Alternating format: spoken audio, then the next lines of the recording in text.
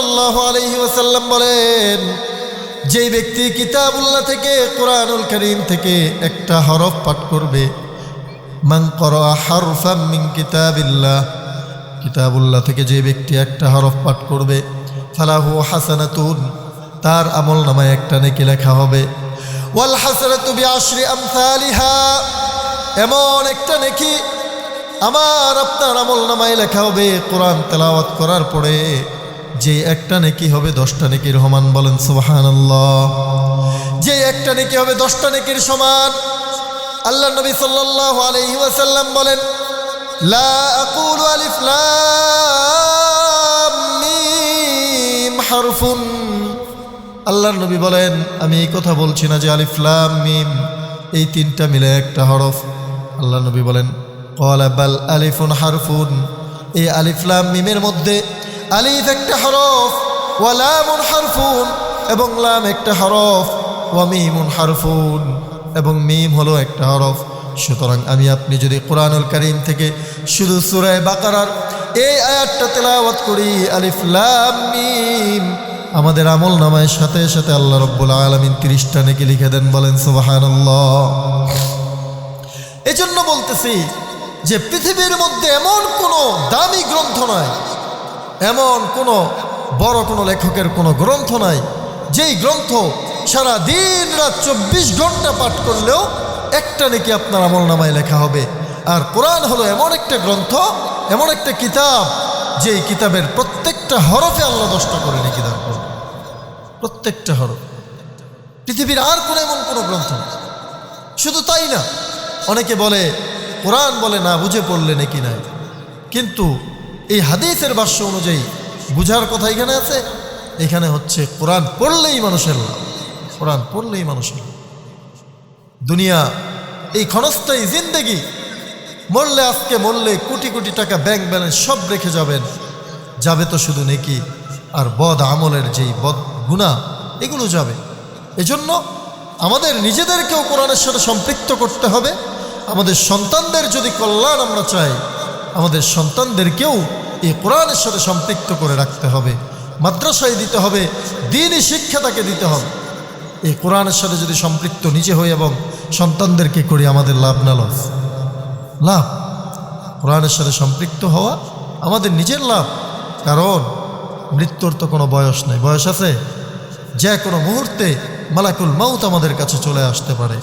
Bank balance, টাকা পয়সা, ধন দৌলত, যেই সম্পত্তি নিয়ে ঝগড়া করে ভাইয়ের সাথে মারামারি করে মাথা ফাটাফাটি করলেন, এই সম্পত্তি মৃত্যুর পরে আমার আপনার সাথে যাবে না। যেটা যাবে সেটা হলো এই কোরআন, যেটা যাবে সেটা হলো নেক আমল। এজন্য কোরআনুল কারীমের ব্যাপারে আল্লাহ নবী সাল্লাল্লাহু আলাইহি সাল্লাম বলেন, আফদালুল ইবাদাতি তিলাওয়াতুল কোরআন, কোরআনের তিলাওয়াত হলো সবচেয়ে উত্তম ইবাদত, সবচেয়ে উত্তম ইবাদত। এজন্য এই মাদ্রাসা কোরআনের সাথে সম্পৃক্ত। আমি আপনাদেরকে এই কোরআনের বিষয়গুলো উপস্থাপন করতেছি। সবচেয়ে উত্তম ইবাদত হলো তিলাওয়াতে কোরআন। শুধু তাই না, আমি আপনি যদি আজকে কোরআন থেকে মাহরুম হই, কোরআন ছেড়ে দিয়ে যদি দুনিয়ার পিছনে দৌড়াই, কোরআনের সাথে যদি আমার আপনার কোনো সম্পর্ক না থাকে, কোরআনের সাথে যদি আমরা কোনো সম্পৃক্ততা না রাখি, কিয়ামতের দিন আমাদের সবচাইতে ভালোবাসার মানুষ, আমাদেরকে যিনি মহাব্বত করেন, যিনি আমাদেরকে না দেখে ভাই বলে সম্বোধন করেছেন, সরকারে দো আলম নবী হযরত মুহাম্মদ সাল্লাল্লাহু আলাইহি ওয়াসাল্লাম, যেই নবীর ব্যাপারে আল্লাহ রাব্বুল আলামিন বলেন, ওয়া মা আরসালনাকা ইল্লা রাহমাতাল লিল আলামিন, যেই নবীকে গোটা জাহানের জন্য রহমত হিসেবে প্রেরণ করেছেন, সেই নবী আমাদের জন্য উম্মতি উম্মতি বলে সারাদিন রাত মেহনত করেছেন, কষ্ট করেছেন, দাওয়াত দিয়েছেন আমাদের নাজাতের জন্য। সিজদারত অবস্থায় আমাদের নাজাতের জন্য কাঁদছেন। আল্লাহর নবী আখিরাতের মধ্যেও আমাদের জন্য ফিকির করবেন। কিন্তু বাবা, একটা কথা মাথায় রাখেন, আজকে যদি কোরআন থেকে দূরে সরে যান, আজকে যদি নিজের জীবনকে গঠনের পেছনে কোরআনের মেহনত না থাকে, আজকে যদি কোরআন তেলাওয়াতের প্রতি আমাদের আগ্রহ না থাকে, অনাগ্রহ হয়ে যায়, কাল কিয়ামতের দিন সেই দয়ার নবী, মায়ের নবী, যেই নবী আমাদের জন্য পেটে পাথর বেঁধেছেন, যেই নবী আমাদের জন্য পিঠের মধ্যে উটের বুড়ি চাপানো হয়েছে নবীর উপরে, উহুদের মধ্যে রক্ত জড়িয়েছেন, দান মোবারক শহীদ করেছেন। আল্লাহ রাব্বুল আলামিন বলেন সেই নবী কাল কিয়ামতের দিন আল্লাহর দরবারে মামলা দায়ের করে আমাদের ব্যাপারে নালিশ করবেন। আল্লাহ রাব্বুল আলামিন বলেন ওয়াকালার রাসূলু ইয়া রাব্বি, সেদিন রাসূল সাল্লাল্লাহু আলাইহি ওয়াসাল্লাম আল্লাহর কাছে বলবেন ওয়াকালার রাসূল, রাসূল বলবেন ইয়া রাব্বি, হে আমার রব, ইন্না কওমি ইত্তাখাযু হাযাল কুরআনা মাহজুরা, হে আমার রব, আমার এই কওমের লোকেরা, আমার এই উম্মতগুলো কোরআন ছেড়ে দিয়েছে। বলেন তো দেখি, আখিরাতে যদি আল্লাহর নবী আমাদের বিরুদ্ধে মামলা দায়ের করে নালিশ দেয়, আল্লাহর কাছে আমাদের মুক্তির কোনো উপায় আছে নাকি? কোনো মুক্তির উপায় নাই। এজন্য বাবা এই কোরআনকে ছাড়া যাবে না। আমাদের জীবনের প্রত্যেকটা মুহূর্তে, আমাদের জীবনের প্রত্যেকটা পদক্ষেপে এই কোরআনের সাথে সম্পৃক্ত থাকতে হবে। কোরআন অনুযায়ী আমাদের জীবনকে গঠন করতে হবে, কি হবে না? শুধু তাই না, এই কোরআন যদি আমরা না শিখি, আমরা সবাই জানি নামাজ ভঙ্গের কারণ, 1 নম্বর কারণ হলো নামাজে অশুদ্ধ পড়া। আপনি যদি কোরআনের সাথে সম্পর্ক না রাখেন, কোরআন যদি আপনি না শিখেন, যেমনিভাবে কোরআন পাঠ করলে আল্লাহ পাক রব্বুল আলামিন আমাদের আমল নামায় 10টা করে নেকি দেন, ঠিক তদ্রূপভাবে কোনো ব্যক্তি যদি ভুল কোরআন তেলাওয়াত করে, এমন মানুষ আমাদের সমাজে আছে না নাই যাদের কোরআন শরীফ সহি শুদ্ধ না? আছে না নাই? আল্লাহর হাবিব সাল্লাল্লাহু আলাইহি ওয়াসাল্লাম বলেন রব্বা ক্বারিই ইয়াকরাউল কুরআন, এমন অনেক কোরআন তেলাওয়াতকারী আছে, ওয়াল কুরআনু ইয়ালআনুহু, যে কোরআন নেকি হয় পাঠ করলে, এই কোরআন আবার সেই ব্যক্তির উপরে লানত করতে থাকে। যেমন আমরা তো সহি শুদ্ধভাবে কোরআন তেলাওয়াত করতে জানি না, এই ব্যাপারে ফিকিরও আমাদের নাই।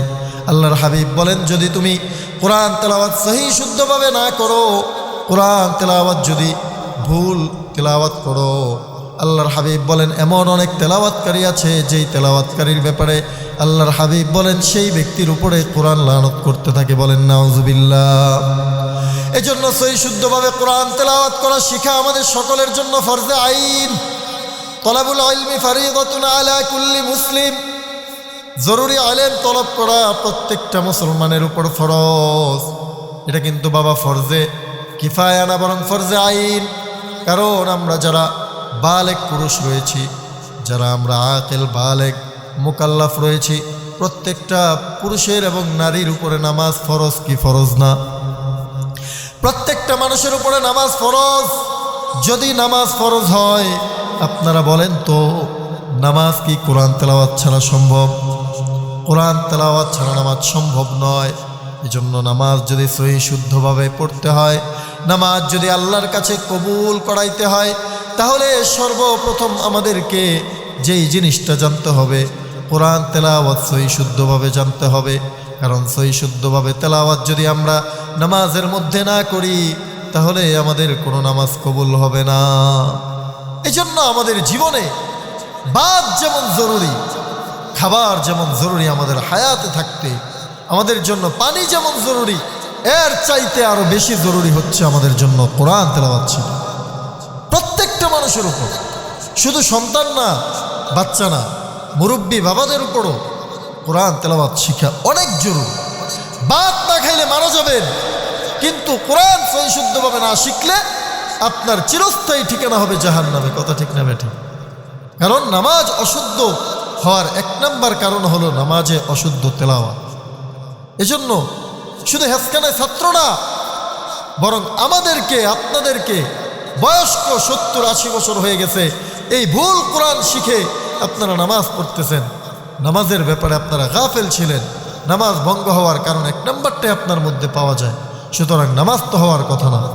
এই যে আজকে বয়ান শুনতেছেন, আজকের পর থেকেই ফিকির করবেন কিভাবে কোরআন তেলাওয়াত শুদ্ধ করা যায়, কিভাবে কোরআন তেলাওয়াত শুদ্ধ করা যায়, এটা নিয়ে ফিকির করতে হবে। কারণ এটা আমাদের উপর ফরজে আইন আলেম, এই কোরআন শেখা। আজকে যদি আমরা এটা না শিখি, আজকে যদি আমরা অশুদ্ধ তেলাওয়াতে কোরআন পড়ি, তাহলে এই কোরআন আমাদের উপর লানত করবে। আল্লাহর হাবিব সাল্লাল্লাহু আলাইহি ওয়াসাল্লাম বলেন আল কুরআন শাফিউ, এই কোরআন হলো কিয়ামতের দিন সুপারিশকারী হবে। ও মুশাফফা, এবং এই কোরআনের সুপারিশ আল্লাহ গ্রহণ করবেন, বলেন সুবহানাল্লাহ। এই জন্য দুনিয়াতে থাকতে কোরআনের সাথে সম্পর্ক রাখবেন। এমপির সাথে যেইভাবে মানুষ গুরুত্ব দিয়ে সম্পর্ক রাখে, চেয়ারম্যানের সাথে যেইভাবে সম্পর্ক রাখে, এর চেয়ে বেশি সম্পর্ক রাখা উচিত ছিল কার সাথে? এই কোরআনের সাথে। কারণ এমপি মন্ত্রী অনেক সময় বিপদে পড়লে দুনিয়াতেই পাশে থাকে না, বলে সে আমার দলের কেউ না, কথা ঠিক না বেঠিক? কিন্তু আখিরাতে তো দূর কিবা, আখিরাতে তো তাদের কোনো ভ্যালুই থাকবে না। নিজের চিন্তা করেই তো তারা কুল পাবে না, যেই পরিমাণ আপনার চুরি বাটপারি করে। আর আখিরাতে আজকে দুনিয়াতে আমরা দেখছি তো এরকম, নেতার পিছে ঘুরতে নামাজ ছেড়ে দিছে, নেতার পিছে ঘুরতে গিয়ে কোরআন ছেড়ে দিছে, দিন ছেড়ে দিছে, দিনই কাজ ছেড়ে দিছে। বলে যে তাবলিগের কথা বললে বলে যে নির্বাচনের পরে আগে সময় নাই, দিনের কাজের কথা বললে বলে নির্বাচনের পরে আগে সময় নেই। অথচ এই কোরআন, আল্লাহর হাবিব বলেন এই কোরআন কাল কিয়ামতের দিন তোমার সুপারিশকারী হবে। কোরআনের সাথে সম্পর্ক রাখ। শুধু তাই না, অনেক ফজিলত রয়েছে এই কোরআন শিক্ষার ব্যাপারে। আমরা অনেকে মনে করি কোরআন শিক্ষার ফজিলতের হাদিসগুলো বুঝি শুধু আমাদের সন্তানদের জন্য, না, এই কোরআনের ফজিলতের হাদিসগুলো আমাদের সবার জন্য। একজন মানুষ 60-70 বছর বয়সেও যদি কোরআন শিখে, আল্লাহর নবী সাল্লাল্লাহু আলাইহি ওয়াসাল্লাম বলেন খায়রুকুম মান তাআল্লামাল কুরআন ওয়া আল্লামাহ, তোমাদের মধ্যে সর্বোত্তম হলো ওই ব্যক্তি যে কোরআন মাজিদ শিক্ষা করে এবং শিক্ষা দেয়। সুতরাং এই পৃথিবীর মধ্যে যত মানুষ আছে, প্রত্যেকটা মানুষের মধ্য থেকে সবচাইতে উত্তম হলো সেই ব্যক্তি যে কোরআন শিখে এবং শিক্ষা দেয়। বলেন তো, যেই মানুষটা 70 বছর বয়সে তাবলিগ জামাতে গিয়ে কোরআন শিখতেছে, তাবলিগ জামাতে গিয়ে নামাজের ফরজ পরিমাণ কেরাত যেই ব্যক্তি শিখতেছে, সেই ব্যক্তি কি কোরআন শিক্ষা করতেছে না? আল্লাহর হাবিব বলেন খায়রুকুম মান তাআল্লামাল কুরআন ওয়া আল্লামাহ, যে কোরআন শিখে এবং শেখায় সেই মানুষটা হলো সর্বোত্তম মানুষ। এজন্য আপনাদেরকে বলি, আপনারা যদি যতই গরিব হন বা ধনী হন, কোনো পার্থক্য নাই। গরিব ব্যক্তি ঘরের মধ্যে অনেক মোটা মোটা চালের ভাত খায়, সেই ব্যক্তিও যদি কোরআন শিখতে যায়, সেই ব্যক্তি ওই ব্যক্তির চাইতে উত্তম। যেই ব্যক্তি চিকন চালের ভাত খায়, মিনিকেট চালের ভাত খায়, সেই ব্যক্তির চাইতে উত্তম হলো মোটা চাল খানেওয়ালা ব্যক্তিটা যদি কোরআন শিখে, কথা ঠিক না বেঠিক? এজন্য শুধু এই হাদিসগুলো শুধু মাদ্রাসার ছেলেদের জন্য না, মুরব্বী বাবা, যুবক ভাই ও বোন, মা বোনেরা যারা আছেন সবার জন্য এই হাদিস যে খায়রুকুম মান তাআল্লামাল কুরআন ওয়া আল্লামা। আমি আপনি যদি কোরআন শিক্ষা করি, তাহলে এই পৃথিবীর মধ্যে আল্লাহর রাসূলের বাণী অনুযায়ী সর্বশ্রেষ্ঠ মানুষ হব আমরা। শুধু তাই না, কোরআন শিক্ষা করতে গিয়ে যদি কোনো ব্যক্তি নিজের ঘর থেকে বের হয়ে যায়, আল্লাহর হাবিব সাল্লাল্লাহু আলাইহি ওয়াসাল্লাম বলেন সেই ব্যক্তির পায়ের নিচে রহমতের নূরের ফেরেশতারা তাদের নূরের পাখা বিছায়া দেয়, বলেন সুবহানাল্লাহ। এই হাদিসগুলো শুধু মাদ্রাসার ছাত্রদের জন্য না, যারা কোরআন শিখবে, যারা কোরআন শিক্ষা করতে ঘর থেকে বের হবে, সেই ব্যক্তির পায়ের নিচে রহমতের ফেরেশতারা তাদের নূরের পাখা বিছায়। এজন্য আমি আপনি শুধু আমাদের সন্তানদেরকে না, আমাদের নিজেদেরকেও কোরআন শিক্ষার গুরুত্ব দিতে হবে। কোরআন শিখতে হবে বাধ্যতামূলক। এটা ছাড়া যদি মৃত্যুবরণ করি, তাহলে মিফতাহুল জান্নাতিস সালাহ, নামাজ যে বেহেশতের চাবি, এই নামাজ কি আমাদের হবে? নামাজ হবে না। সুতরাং এই কোরআন সহি শুদ্ধভাবে, কোরআনকে সুন্দরভাবে শিখতে হবে শুধু নামাজের জন্য না, আমাদের জীবনকে নূরান্বিত করতে হলে, আলোকিত করতে হলে এই কোরআনের বিকল্প আর কোনো পথ নাই। এই কোরআন শিখতে হবে এবং আমল করতে হবে। এজন্য কোরআনের অনেক ফজিলত। আজকে দুনিয়ার জমিন, এই দুনিয়াতে তো আমরা অনেক সময় দেখা গেছে নিজের জীবন কাটায় দিছি দুনিয়া ইনকামের পিছনে, উপার্জনের পিছনে। আখিরাতের ফিকির একটা সময়ও ছিল না আমাদের। অথচ আল্লাহ পাক রব্বুল আলামিন বারবার মানুষকে সতর্ক করে বলেছিলেন, এই দুনিয়ার পেছনে লেগেছ, এই দুনিয়া তোমার কাছে কিছুই না, এটা ধোঁকার ঘর। আজকে তুমি চলে যাবে তো সব শেষ হয়ে যাবে। এই জন্য আখিরাত নিয়ে ফিকির করতে হবে। যারা বুদ্ধিমান বান্দা, আল্লাহর নবী সাল্লাল্লাহু আলাইহি সাল্লাম বলেন আল কাইয়িসু মান দানা নাফসাহু ওয়া আমিলা লিমা বা'দাল মাউত ওয়াল আজিজু মান আতবা'a নাফসাহু হাওয়াহা ওয়া তামান্না আলাল্লাহ। বুদ্ধিমান বান্দা হলো তারা যারা মৃত্যু পরবর্তী জীবনের জন্য কাজ করে। আর নির্বোধ হলো তারা যারা নিজের নফসের চাহিদা অনুযায়ী নিজের জীবনকে পরিচালনা করে। নিজের নফসে চাইছে বাড়ি করো, বিদেশ যাও, নামাজ ছাড়ো, দাড়ি ফালায়া দাড়ি শেভ করে তুমি সৌদিতে যাও, বলে না? হ্যাঁ, সেই মানুষটা একটু দুনিয়া কামাইয়ের জন্য আল্লাহ রাসূলের এই সুন্নাটারে ফালায়া দেয়। মানুষ দুনিয়ার পিছনে কত লোভী, মানুষ দুনিয়ার পিছনে কত দৌড়ায়। দুনিয়াতে কি আর কোনো চাকরির ব্যবস্থা নাই? আল্লাহ রাসূলের বিরুদ্ধাচরণ করে, নবীর সুন্নার বিরুদ্ধাচরণ করে, নবীর সুন্নার মধ্যে আঘাত করে সেই মানুষটা টাকা কামাই করতে যায়।